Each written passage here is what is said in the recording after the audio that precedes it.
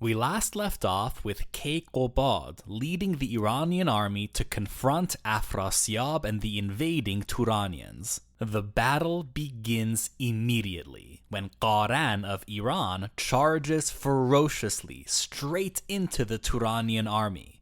He takes on groups of warriors at a time, wreaking relentless destruction onto the enemy soldiers.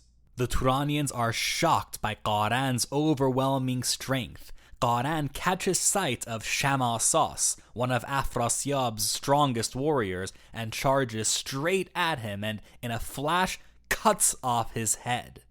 "I am the legendary Qaran," shouts the Iranian hero as Shamasas' body falls to the ground. The Iranians cheer Qaran's success, but Rostam sets his sights even higher.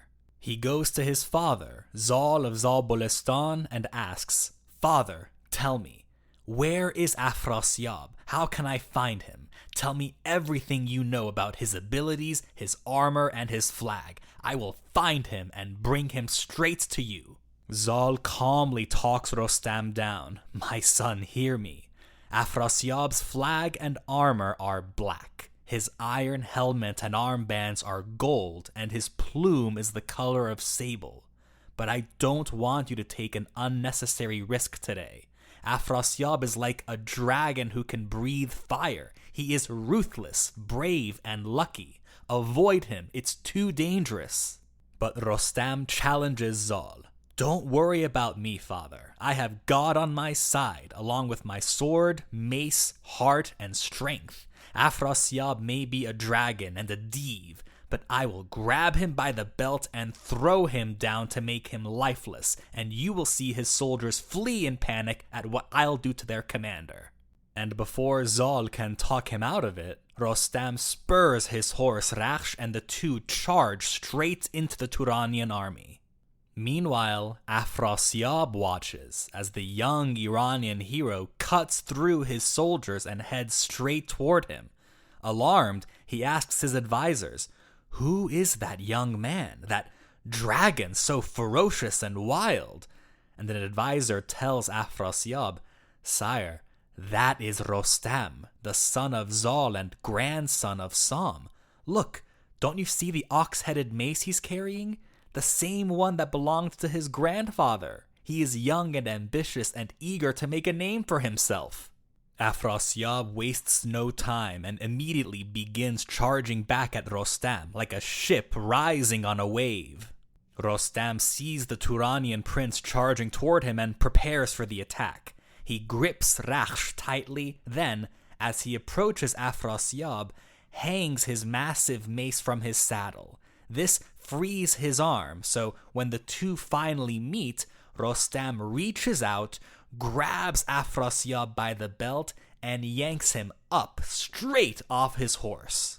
But Rostam's move isn't fully successful, because Afrasiyab is so heavy and Rostam is gripping his belt so tightly that the belt suddenly snaps, and Afrasiyab crashes to the ground, and Rostam loses his chance to drag the enemy king back to Kayqubad. The soldiers surrounding Afrasiyab immediately close in and protect their fallen prince. Rostam bites the back of his own hand in frustration, realizing he might have succeeded in taking Afrasiyab if he'd grabbed him under the arms rather than by his belt, which was liable to break. Meanwhile, messengers inform Kayqubad of Rostam's success dismounting Afrasiyab. Then, word gets out that Afrasiyab had been so disoriented from Rostam's attack that he quickly got back on his horse and fled home to Turan to save himself and report back to his father, King Pashang, of his failure. Seeing their prince flee sends the rest of the Turanian army into a panic. Kayqubad seizes this moment and orders a full-scale attack to completely destroy what's left of the enemy invaders. Kayqubad leads the charge himself, followed by Zal of Zabulistan and Mehrab of Kabul, who move like a powerful wind through the battlefield. The clashing swords, flying arrows, and banging helmets fill the air with noise that makes men dizzy, as blood flies into the sky as if a billowing cloud of red was stretching up to the moon, and as horses kicked up the dust to create a rising dark earth hovering up off the ground. Rostam, whose lifting up of Afrasiyab was only the beginning, continues to fight like a lion, deploying his dagger, lasso, mace, and sword to capture and kill countless Turanian soldiers. In one single charge, the Iranian hero kills 1,160 Turanians. Zal watches as his young son continues to showcase extraordinary strength and courage. Over the course of the battle, the Iranians pushed the Turanian invaders all the way back toward Damaqan and finally back behind their borders along the Ceyhun River.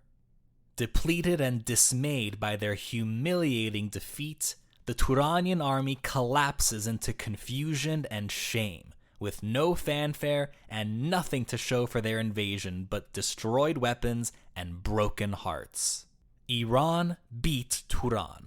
The great heroes Zal, Mehrab, Rostam, Qaran, and others all gather their men and return back to Kayqubad to announce their victory and to bring back thousands of Turanian prisoners of war. Kayqubad receives the news with overwhelming joy as the warriors praise their king and dedicate their victory to him. In the celebrations, Rostam goes himself to pay tribute to Kayqubad, and the king awards him with a great honor. He gives Rostam a seat at the side of his throne, with Zal on the other. So ends the latest battle between Iran and Turan. So continues the triumphant reign of Kayqubad, and so begins the next chapter of Rostam's heroic cycle, now an official champion of the Iranian army. But what comes of Afrasiyab now? Surely the hatred he has for Iran doesn't just go away with one humiliating defeat. Soon he will be back to take his revenge. But first, the Prince of Turan must confront the man who disowned him for killing his own brother. The man who gave him one more chance to destroy Iran and make amends for his betrayal.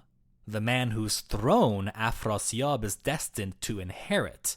His father, King Pashang of Turan.